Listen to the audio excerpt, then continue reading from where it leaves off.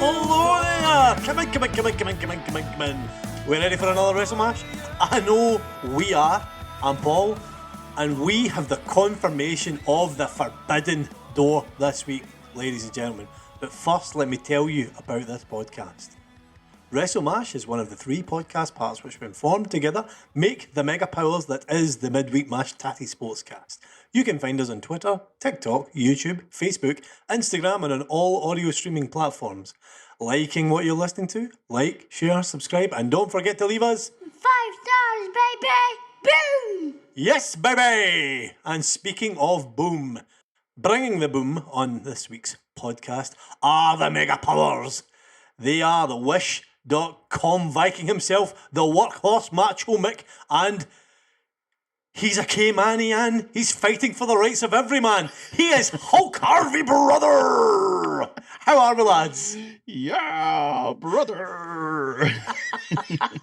You good? He's a K-Manian, fighting for the rights of every man. Fight for the right. How is fighting for the right going, Harvey? It's nice. Pimping ain't easy, man. Pimping ain't easy. As the Godfather once said. Well, I'll tell you what, I've got a question for these lads. First things first, because obviously we have seen these two guys recently on AEW TV. Who would you guys prefer to have a physical altercation, as it were, with? The Stone Pitbull himself, Tomohiro Ishii, or Minoru Suzuki? Who would you rather have a scrap with? Like a legit thing, or is this a... Don't know, man. If it's worked, it's still pretty legit going by the two of these guys. Neither way's nice, but if it's a work, I'd go Suzuki. You're If probably... it's a shoot, Ishii. Ah, right, okay, aye. Suppose that's a very sensible answer. What about you, Harvey? What do you think? Did you see Tomohiro Ishii? Oh, you quite fancy how we go to Ishii? The man's basically, I don't even know how to describe him, man. He's like a honey badger, isn't he? He's just all one mass with arms and legs, like. He doesn't have an egg. He's just... He's a blob. he's a blob of something with really hard arms and stuff, legs that's hard. Aye. It's a hard God, man. Well, I'll tell you what, on this week's show, lads, it is largely going to be AEW centric. When is it? No, Paul. Right. But last week it definitely is. Obviously, the confirmation of that big announcement that we spoke about last week is actually legit and really happening.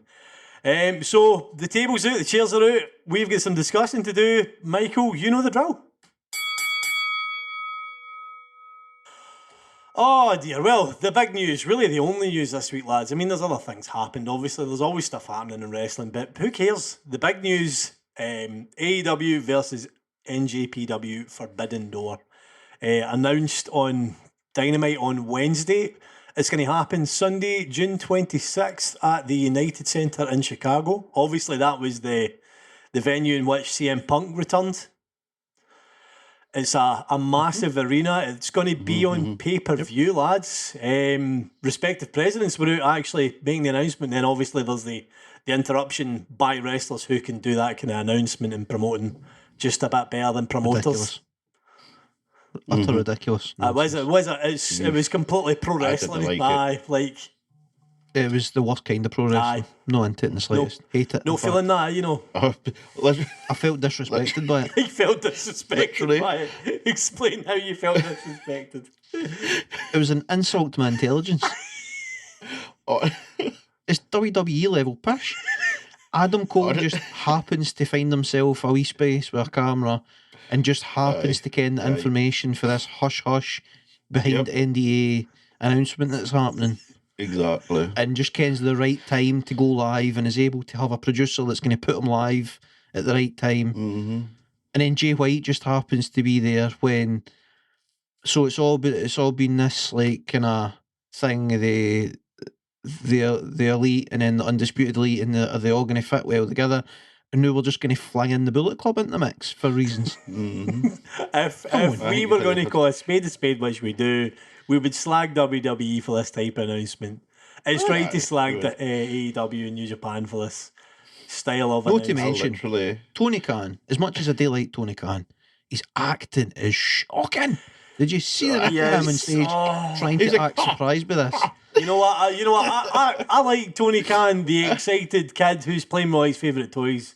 Tony Khan, the actor, Aye. though, can get in the bin. No, it doesn't work. Him trying to do the old pointy finger at your man O'Barry, who's the chairman of NGPW, and he's just like, what am I fucking doing with my life? Why am I out here? The announcement itself, if you really sit down and analyse it, was a pretty shoddy bit of telly. Not to mention the disrespect to dude that's name that you just said, the president of New Japan. I can't remember his name. Chairman or whatever. The disrespect to him, to have him come out on the stage and be a part of this big announcement, and he doesn't even get a word out. At least Tony Khan got a couple of words out. It wasn't. You know what my words were? Very well done. Definitely not. My words when I seen Adam Cole was, right, you be funny, get off my telly. That's what I suppose in retrospect he has struggled you as a heel for certain. No, you really don't like him. I was like, I don't want him to be talking about this. He is a perfect heel in that sense. He's got you. He's got me, aye. He's definitely got you. 100% got me. Yeah, I mean, the crowd loved his announcement about who he was facing on Rampage. Like, that's one thing they absolutely exploded for the announcement of the Asian match. I've got opinions on that too.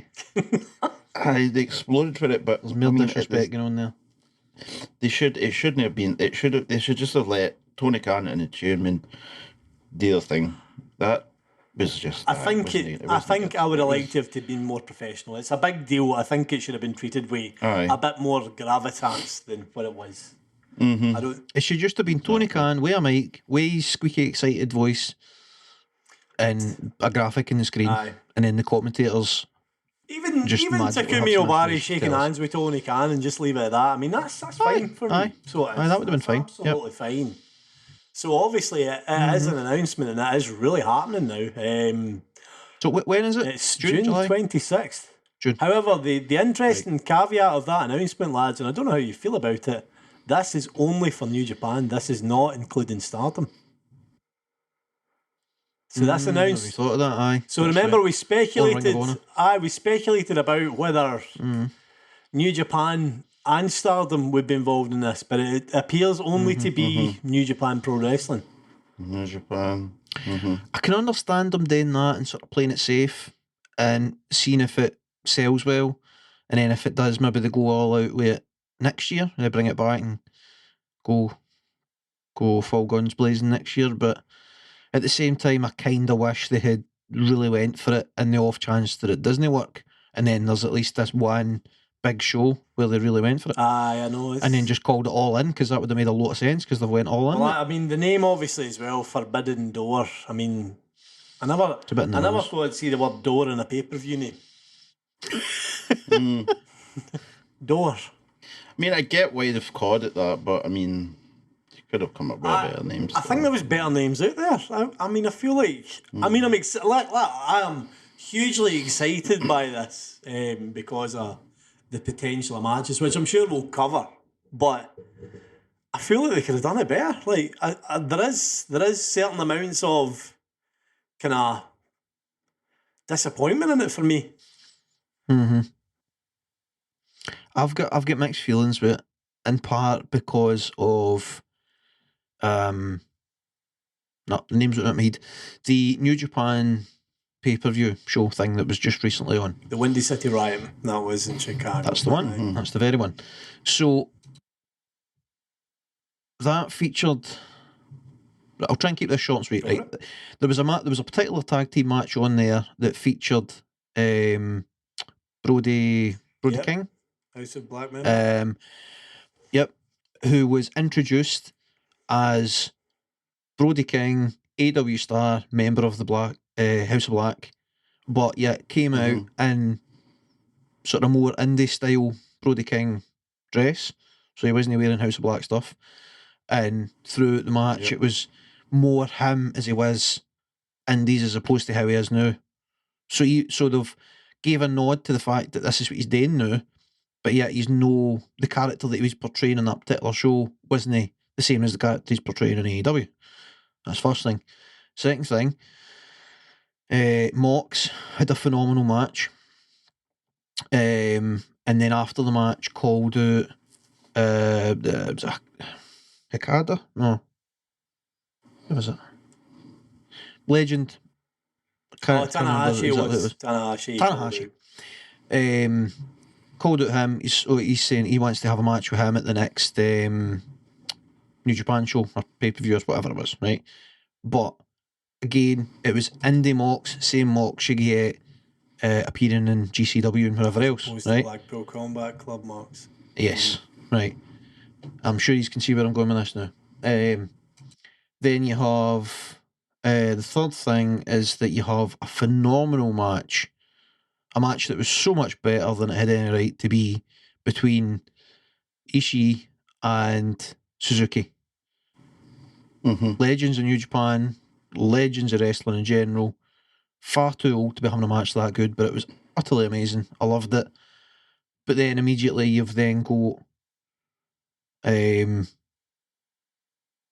getting called out by Cole Aye, on Dynamite. Then the match on Rampage, and then Cole obviously takes the win. And Ishii's, I mean, it wasn't directly disrespected. He had a decent showing for himself, but you know what I mean. Like he's so far sort of over and doing so well on the one show, and then they've just sort of buried that. So it's like they're half going into that announcement. They were kind of half-heartedly crossing over and sort of mentioning the other one right before this big announcement, when they could have either just no done the matches and waited to the announcement, or they could have leaned more heavily into it and kind of teased at the announcement and had it be the exact same guys, you're like character-wise, the same wrestlers that you're getting AEW appearing, but it felt less a crossover because they're no, what you're seeing in the New Japan show wasn't the sort of up-to-date version of that character, if that makes sense. It was all just mishandled, in my opinion. And then they've always been like that. New Japan, like the Moxley New Japan the New Japan Moxley isn't the AEW Moxley. Like that's from the very start, like 2019 when Moxley started going there. It's a different type of Moxley for what you get on AEW Dynamite. It's like his finishers even referred to as a different. It's called the Death Rider. Different entrance music as well. Completely different entrance music.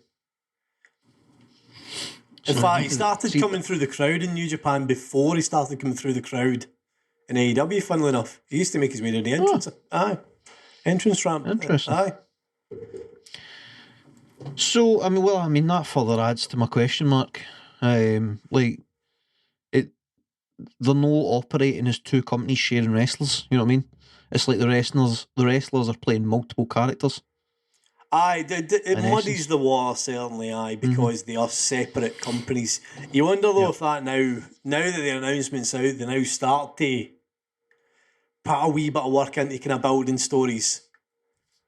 I mean, for me, there's plenty of stories there to be built upon for matches, like just with social media kind of comments back and forward and kind of interviews in the media. Like Will Ospreay, I mean, you could book about 3 matches for him, literally just off the things he said, like feud-wise, like CM Punk, Moxley again. Like, I mean, with the Moxley one, it's kind of, they can point towards the fact that Ospreay's claimed it's a dodgy decision, so they need to run it back at this massive super show. But it's going to be tricky to no turn it into something like the multiverse of matches where it's just about exhibitions, effectively. Like, I don't think I'd like to see that. I'd like to see stakes. Like we talked about last week, stakes are much more important than just spots for me. Like, it's good to see 2 guys at the top of their physical condition doing all this spectacular stuff, but if there's no point to it, then what is the point? Like, what exactly. is the actual point? This should be an opportunity for New Japan fans to what's the word? To tune in. That's what I'm looking for. This should be an opportunity for the New Japan fans to tune in to this pay-per-view and get a taste of what AEW's about, and maybe they start watching some AEW shows. And it should also be an opportunity for AEW fans to tune in and get a taste for what New Japan's about and start watching New Japan shows. Aye, so They should be bringing fans through the forbidden door with them.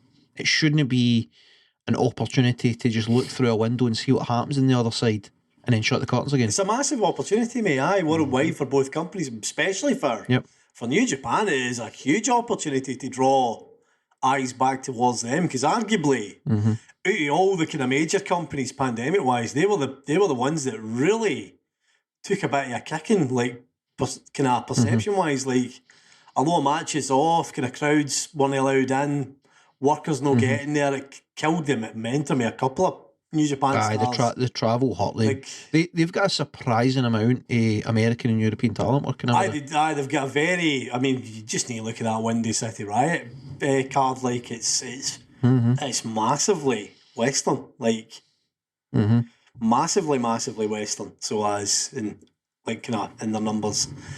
So I mean, it's a huge. It's probably New Japan probably need this as much, or if more, than AEW. Like, they probably need it more, I would say. I would actually wager. It's interesting. It's definitely interesting. What's the match you guys want to see now that it's definitely announced? I just wanted to see them put good. That was going to be my question to you. In fact, let's hear for yourself, Harry. Let us hear for you. What would your marquee match be? The match that to top everything off that folk will remember for years to come in that pay-per-view. What match? Right, the one match in which you're going to get fans in on here. Right, okay. Well, this is mine. This is mine, and this requires a bit of booking towards it. As a headline, as the headline match, right? In my personal opinion, I wrote it down, by the way, so I'm just going to read my answer. In my personal opinion, it needs to be the biggest star against who I think is currently the best working wrestler today. I think it needs to be AEW champion CM Punk versus Will Ospreay for the AEW World title. Both these guys are English-speaking wrestlers, top workers, massive fan base for CM Punk. Obviously, he is arguably the biggest star in wrestling outside of WWE. I think if the aim here is to put spotlight on these two companies, he must be the main event wrestler on the AEW side. Will Ospreay, however, is a wrestler similar to Kenny Omega. He is a crossover kind of talent who is known in the West. Obviously, he's an Englishman. He has that kind of appeal that he's dragging fans in for the West to see what he is doing. He's also, I mean, if you look at David Meltzer's star ratings are not the be-all, end-all to judge wrestling matches by. However, the most 5-star matches and 4.5-star matches, top quality matches this year, are coming from matches involving Will Ospreay. He's also a massive fan of CM Punk. And Punk, in fact, just to kind of defend him against what is probably the best wrestling world, Punk is no slouch currently in today's wrestling world as far as wrestling ability goes. He's proved that against higher pace guys like Darby Allin, Penta Oscuro, Matt Sydal, that he can hang with the faster type of guys, like the way the likes of Will Ospreay would work. Obviously, he works a lot quicker being a New Japan wrestler. Like, he is capable of keeping up and more than doing his part as an in-ring spectacle for this match. But I think, lads, that is the top of the card. That is the must-have for me, which obviously means that Adam Page, in a way, kind of loses out if the world falls in the way I want it to fall over the next couple of months, because obviously Double or Nothing's coming up, and you would imagine it's Hangman Page versus CM Punk. Thoughts, lads? What do you think about that? My immediate reaction is to counter your offer, argument, whatever, Right. With a slightly different version of that. Okay. I think you're right in that you want biggest stars, best wrestlers. However, I think in a crossover like this, you do not want a champion for either show taking a pinfall from the opposition. because then that puts down Makes sense. the opposing show. So, what I would suggest is some kind of fatal four-way situation so that a non-champion can pin a non-champion. Well, I get what you're saying. I mean, the magic... You get a great match, you get the big names, fantastic wrestling, different styles, but neither show has a big-time champion taking the L. Aye, but that was my thinking behind Will Ospreay, is that you could have the finish contentious, because Ospreay currently, I mean, he's not a champion currently. It's Kazuchika Okada who's currently the New Japan champion. So Ospreay's got the something belt. He's got a belt, but he's not the world champion. He's not a world champ. Like, that was my thinking, is because he's not a world champ, who better right now than him? And plus, I mean, it's like I say, as far as over the past couple of years, past few years, he's arguably been the best wrestler. Like, stretching all the way through, like through the juniors, through his kind of birth into the heavyweight scene, turning heel as a leader now of a stable. Like, it used to be he was kind of second in command to Okada with Chaos originally. So, I mean, he's proven that he is a star, like, and he is capable of being the main man, like so. Perfect reward for him as far as I'm concerned. Like, that's what I would.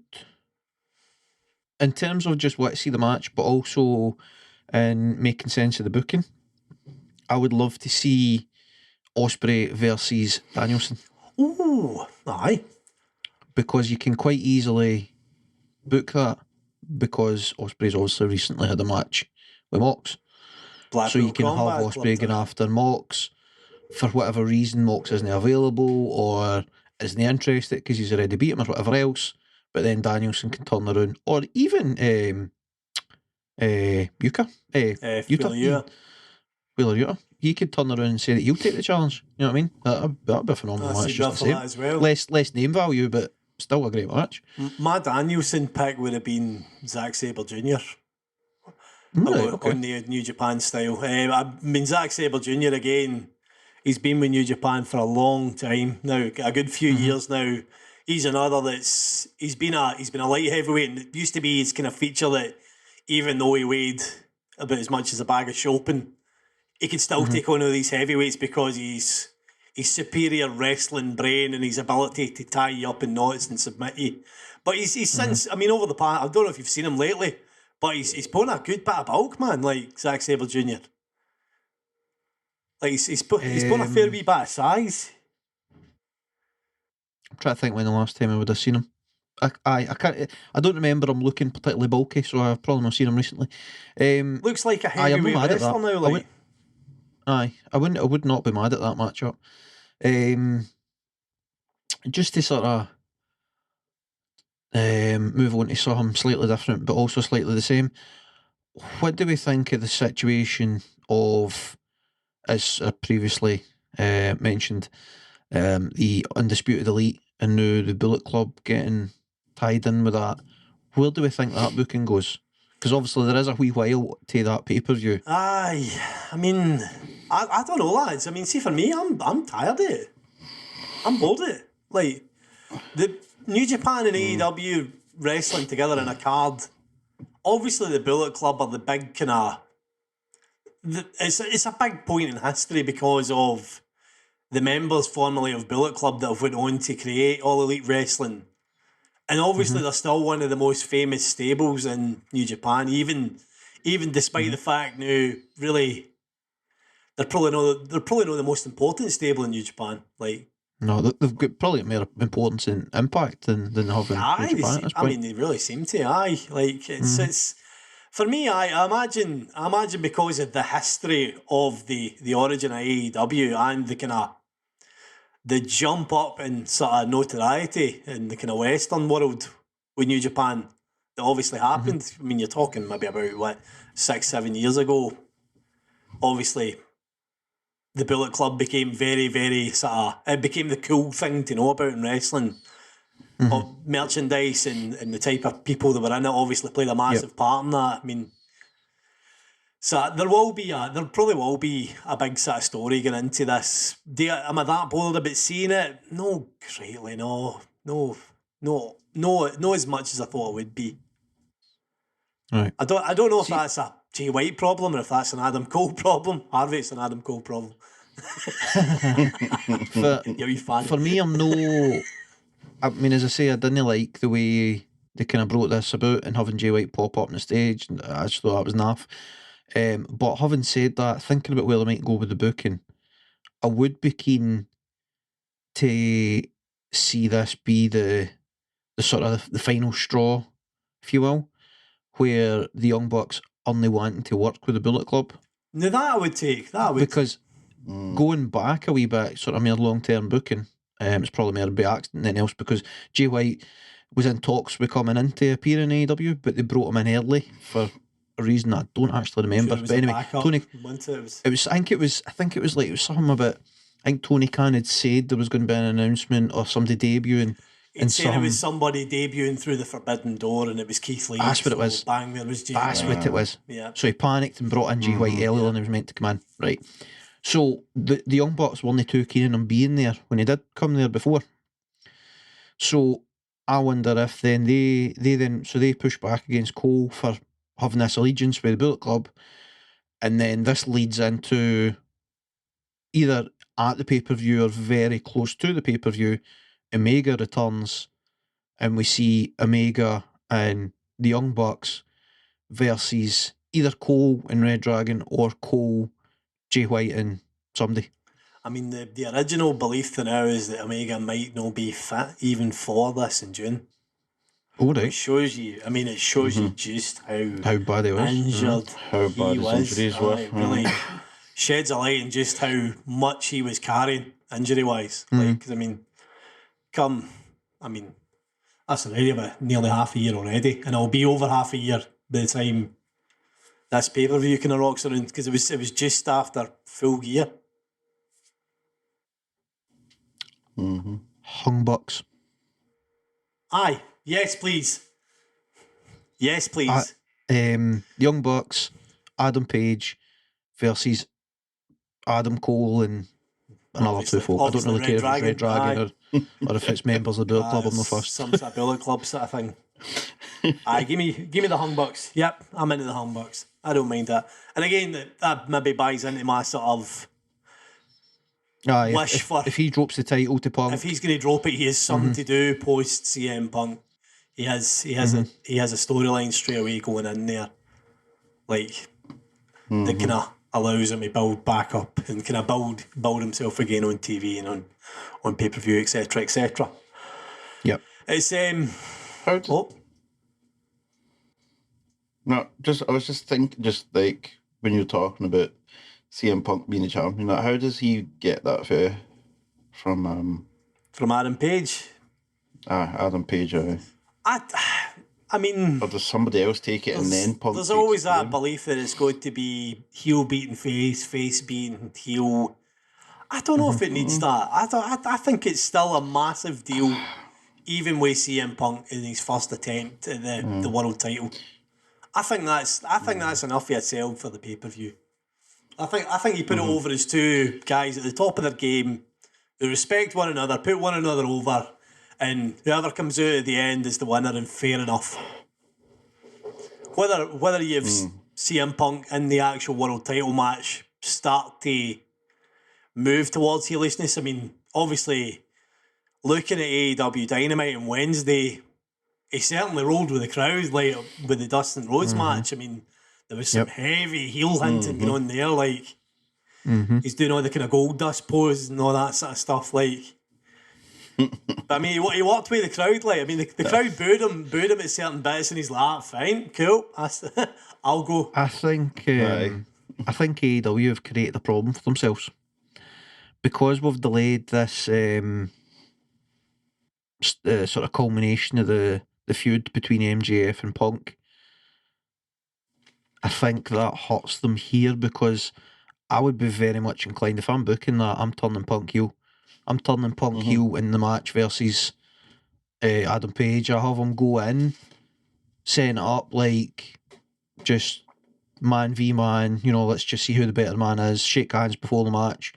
But then through the course of the match, through the storytelling of the match, Punk getting more and more frustrated that he can't beat this young kid and Adam Page, turns heel through the match, wins via some sort of cheating, some sort of heelishness.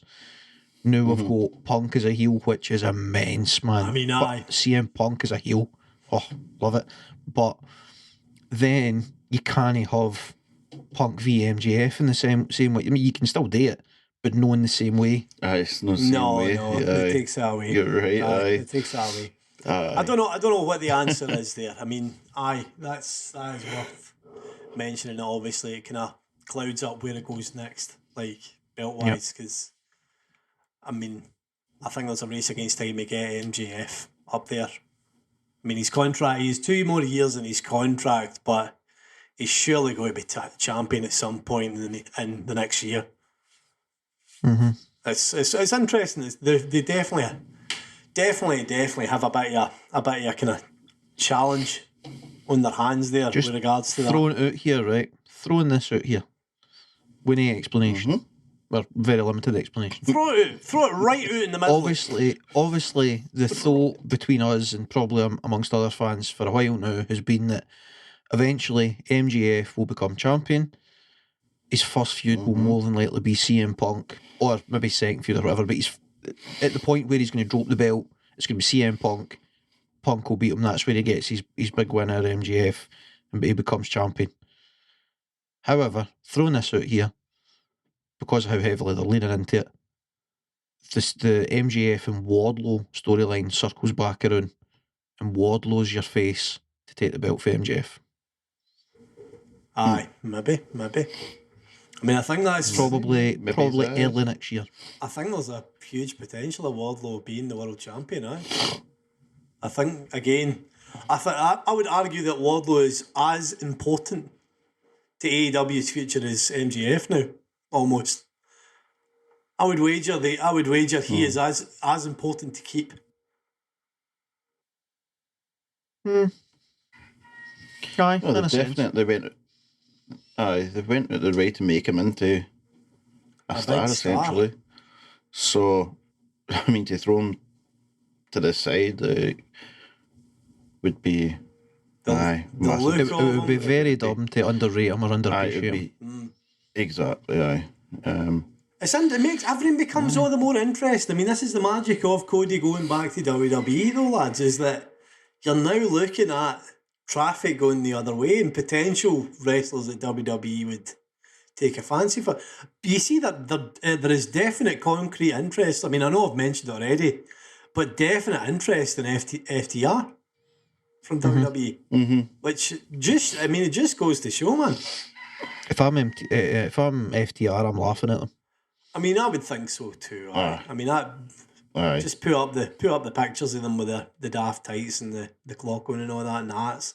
Like the gear that WWE had planned for them if they'd have stayed. With Shar Machine on the big fucking cloak, like bloody Flavor Flav.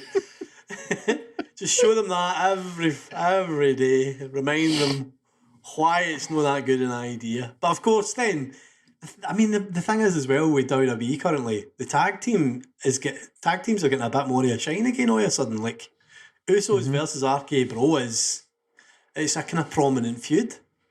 But is that because it's Randy Orton that's involved, or is it because of the tag teams? Like that's the other thing you wonder. I think it's because Andy Orton. Aye. I think it's because Randy Orton is involved, but as a byproduct, I think it's because RK Bro is so popular. They don't have a choice. Yep. That they have to book them in big time matches, and obviously they want the Usos to be a big deal, being a member the what they cried, the Brotherhood or something, Bloodline. So it just fell into their lap essentially. It's like the old classic booking despite they're having to book it despite what they want to actually do. Like that whole storyline's successful despite themselves. Basically. It's winning off in the talent alone. Hey, but just while we're here, what about FTR versus one another coming up on Dynamite? Makes no sense. Well, other than their appreciation for the Hart brothers, it makes no sense. It's a weird shot. I mean, don't get me wrong, mate. I am all in for it. I get the feeling. I get the feeling we'll be sitting here in a week's time talking about how this is one of the best matches of the year. I'm sure it'll be a I great have match, but huge confidence in these two. I'd point you back to your statement about 10 or 20 minutes ago where you said that It's going to have stakes. big time matches should have big time consequences. Mm-hmm. You don't do a match like this unless you're interested in splitting the tag team up. You just don't. Which they're definitely not. I mean, that's the thing. I've seen. Obviously, they showed their wee kind of bit on AEW Dynamite about them both talking about it. Mm-hmm. Like they're both wanting to do this for their own heart, and they're wanting to do this to make more money for themselves. Essentially, like they want to be the best. So they've, if it means fighting one another, then fair enough. Handshaking on we go. Yep. It kind of plays into their sort of Bret Hart sort of personality of wanting to be the best, I suppose, in a way. Like that's one thing, I suppose. But it's for the fact that while it's maybe not something you want to see tag teams fighting against one another, I'm calling it right now, lads. We'll be here next week saying this is incredible. Mm-hmm. It just frustrates me because they're in the midst of the greatest tag team run ever. Yeah, they're on the cusp of the best series of matches that any tag team's ever had. They're on an absolute roll. Mm-hmm. Why are we not focusing on booking them towards being tag champions? You know what I mean? Why is that not the focus? And conversely, why are the tag champions looking less and less important every week? I mean, obviously, again, great match with Kyle O'Reilly and Jungle Boy. Kyle O'Reilly, I love again as a singles wrestler, even though he's a tag guy. But Jungle Boy's losing on TV. He's a champion losing on TV. Mm-hmm. It takes the input. They seem to, there is. It's fun to watch Dynamite still, but there are more questions than answers currently with what we're watching, I think. I mean, the booking's making less and less sense. Even if we're still getting fun matches with it, the storylines are making less and less sense. It's definitely like that, Mick. I mean, the tag belts and the TNT belt currently are really suffering right now for the way they're being booked. Like, it's the importance is falling out of them. Arguably, the world title as well. Like we've said about Hangman, there's no stakes, there's no fear. That they really are in a bit of a weird place now with their champions. Like, they need to be doing more. Hangman could not appear on any AEW programming for 3 or 4 weeks and I wouldn't miss him in the slightest. And it's no because he's bad, because he's one of the very best wrestlers in the world. But it's because they're doing nothing. There's no story behind it. There's no meaning. There's no story there. There's nothing. Just like, I have the belt. Like, cool. And who are we going up against now? Like, what is going on? Like, they should definitely have had something in place for him. I mean, for the time that I've been watching, for the majority of the time, they've had brilliant storylines with like a lot of their top performers, you know. And then, but to have the champion not in a storyline is weird. I mean, this is the question, though, lads. Are they chasing big buzz rather than doing what they should be doing every week, which is good booking? Good booking is what has got them largely over. Exactly, they should stick to the bread and butter. Sorry. No, you're fine. On you go. I think I was going to say the same as you, but you fire it out, mate. On you go. Aye. No, I'm saying I should stick to the bread and butter. Right, actually, I'll do it. No, I'm kidding on you. Do it. Bread and butter. What's got them there? That's all, folks. Stick to what they've done best to get them to where they are. Absolutely. Just continue doing that. Definitely. And you'll be fine. There definitely seems to be a bit of lull in booking ability now, and it feels like as if all this outside sort of interest and all this kind of cool, flashy stuff seems to be at the detriment of the booking. Like, Ring of Honor being owned by AEW, really cool. Cool to see a Ring of Honor stuff. We saw a brilliant Ring of Honor pay-per-view with a good story behind the money match. Awesome. New Japan announcement. Double awesome. What I've always wanted as an AEW fan was matter of time before New Japan and AEW work together. They're the same fucking company, but at different sides of the world. Now they are. But there does seem to be a real kind of lull in AEW now as far as booking goes. Like what am I excited for when I'm watching it now? Blackpool Combat Club. Is it Like is it no interesting that there's a large coincidence between the time period where Tony Khan is very busy as a businessman, making deals with Ring of Honor, signing new TV deal, signing big time deal with New Japan, and this just so happens to be the same time as Tony Khan, the booker, is fudging things up a wee bit, and he's no doing so wheel with the booking.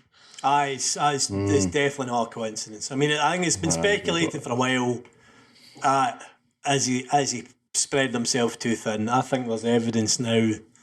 Signs are starting to appear that he is spreading himself too thin. I mean, obviously there was the double turn with Sammy and Scorpio Sky, and Ethan Page. Crowd seemed to be okay with it again, but are you ready to call that a double turn? I would say it's a double turn, mate. I would call it a double turn. How is Dan Lambert going to be a face wrestling manager? I mean, explain that. But this is what I mean. This is what I mean. There is a real lull in the booking and a real sort of, it'll be fine. There's a lot of that going on. Like, too much of that. Kind of, I mean, fuck it, why not? Like, Paige Van Zandt, no chance in hell she's getting out How of are the you face. telling me that's a face? Like, I don't get it. I don't get it. I don't get what they've done with the TNT title was awesome. What have they done? What are they doing? And something else I'll say. They've set this up very much like the kind of booking that happened around about Cody Rhodes having his final crack at the TNT title, and then immediately he defends the title in a ladder match against Sammy and gets beat, and then he moves on for the TNT picture, and well, effectively he's moved on for the company. Like they've booked it very similar in the sense of Sammy's he's went heel and he's immediately saying, right, I'll give you your title shot, but it's going to be a ladder match. They've played the fuck it, let's have a ladder match card. Basically, that's what it is, and this is again. This is what we worry about here. Is are they now chasing moments as opposed to building stuff? Which is it's a WWE thing. That's WWE are looking for moments and snap bits and like the big sort of headline sort of stuff. Aye. I was going to say they're in danger of getting into WWE territory here. Tony Khan doesn't want to become another Vince McMahon. Well, that's just doing everything. This is why AEW exists, is an alternative to that type of wrestling. And they're now at a stage here, like over the next 2 months, I think it's kind of critical, like for how they want to be known as a company. Are they just going to be slightly less big than WWE, but doing largely WWE stuff, or are they going to try? I have a certain amount of faith that they'll. That Tony Khan will come out of this sort of hole that he's dug himself with the booking once the business deals settle down. So, but obviously, he's working on a TV deal for Ring of Honor at this point, and they'll be going back and forth with New Japan in preparation for that pay-per-view. So I would say back end of the summer, going through the rest of the year, working towards Double or Nothing, we're going to see an upturn in the booking, would be my prediction. But that doesn't give me faith long term. You know what I mean? I don't want 6 months of good booking followed by 6 months of shite booking. I mean, I want it well booked all year round. So he's going to have to consider bringing somebody in that can do that for him, or sorting something out in the business side of things so that he's less active there and he can focus more on the booking. Or do you give somebody else a turn at the pencil and have somebody else book for? Yeah, you just get Heyman in. Okay. You're not getting cool, Heyman. but it would never go. I know it would happen, but See, while we're on a roll with digging out the AEW booking, what did you think Jade Cargill and Marina Shafir? The match? On Rampage, aye. Well, the match, but also the booking of the match. I don't know. I don't know. I think Jade took that belt too early, man. I don't think she was ready. Like, her in-ring work is not that of a champion. I would wager that that's one of her best matches so far in terms of the in-ring work. Just throwing that out there. Thank Well, God, because I was about to come down in the Perry's. I actually quite enjoyed it. I actually thought in ring it was a very, very good match. So it was a well-worked match, right? I thought in she terms looked of the business. what happened in the ring, right? But take a wee step back and think about the characters and about the booking, and then tell me what you think of that. Oh, she has an issue in that there's nobody challenging her. Certainly, there's nothing for her to be fighting against. Like they've kind of. Well, I mean, it's a thing with the women's division. They don't get the time to build up proper characters, so it's a small build to this. It's obviously Marina Shafir and hinting towards the MMA stuff and all that. Like, so it's not the most exciting build certainly, but the match itself, by the way, was awesome. I really enjoyed the match. So, here's my thoughts on it. Right, it was, if you kind of watch it with blinders on, it was a fun match, right? Both of them put in good work. However, you've got full-on heel champion who is short on experience and the ability, I mean, the physical ability is there, but no in terms of the actual in-ring work, because she needs the experience. She needs the reps to get the skill set there. But she's getting better. To her credit, she is definitely getting better. And she's chasing 30-0 going into this match, and they're making a bit of a song and dance about that, right?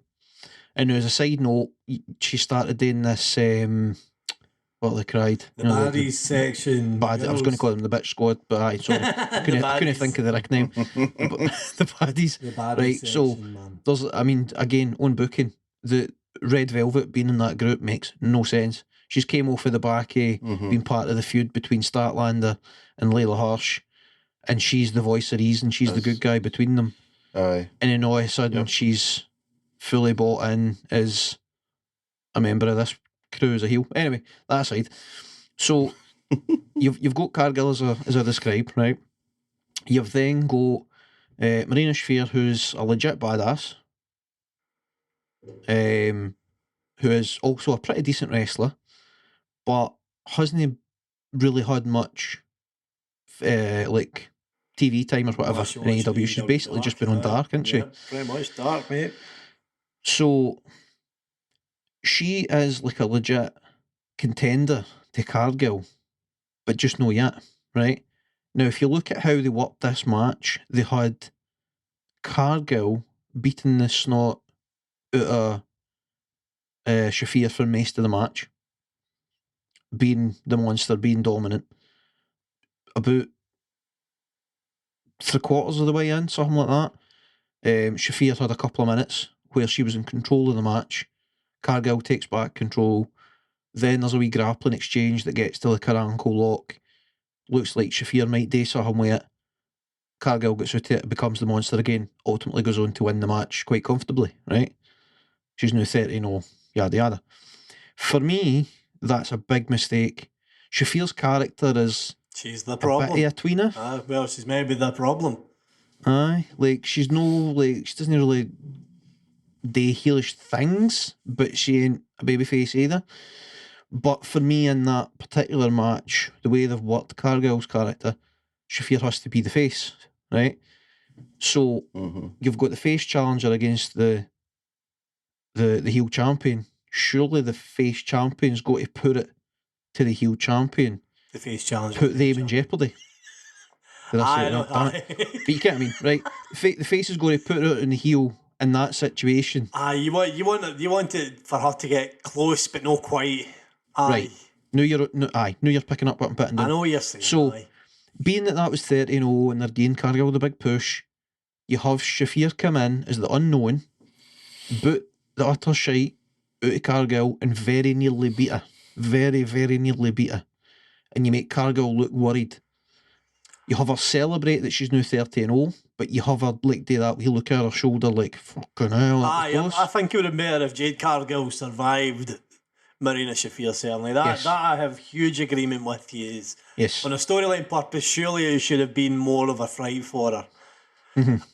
In Jade's defence and in Marina's defence, they put on a very good TV match between two women wrestlers, in which I've got to say I did enjoy the match, even though maybe I don't quite get the pattern there, like why it wasn't more sort of even, why it wasn't perhaps even one-sided on the other side. But I think the thing is, they want to build her as such a big star and such a big unstoppable force. Like, so basically, the story that match told to me was that Cargill's an absolute monster, and even somebody who's as a badass as Shafir is, they're no over the challenger. And to me, that hurts Shafir, and it doesn't help Cargill as much as they might think it does, because they're putting Cargill in a position where she's going to be thrust into the title picture well before she's ready for it. She's nigh unbeatable. The top title, I mean. Aye, she's nigh unbeatable. Yep. Where's Ruby Soho? That's the big question for me. Where's Ruby Soho? Well, I mean, currently having relatively fun tag team matches. Where is she? On Dark, which, while it's fun, makes little sense. And why isn't she more involved still in the TBS feud? Why is she totally disappeared? Largely, like, I don't think she was getting over the way they thought she was going to. I was just going to say, I think that has to do with the fans, because I don't think the fans took to her the way that they thought. I mean, they put for the entrance because it's a well-known tune, so they do, obviously. It's a very well-known song, especially in America. Obviously, Rancid are a massive kind of punk band, so they are. But that's my answer to that, Mick. Where is Ruby Soho? Find me Ruby Soho. There's a babyface I'm wanting to see. And not just that, she's great at playing the kind of plucky, sort of hard-working sort of face wrestler. That's what I want to see. It's lads. It has been a largely digging out AEW week this week, I've got to say. Did anybody expect this when we went into this podcast this week? No, really. I feel that we've got a lot off our chest here. This feels like a bit of it's like a therapy session. Feels important. Aye. AEW Anonymous. Feels pretty important, AEW Fans Anonymous. I mean, we're at podcast 30 here, lads. And 29 of the podcasts have been very pro AEW because they've gave us a lot of happy, fun stuff. Like, there's been a lot Mostly. I mean, obviously, I know everyone's going to be perfect, but largely it's been very, very sort of pro AEW for the 3 years.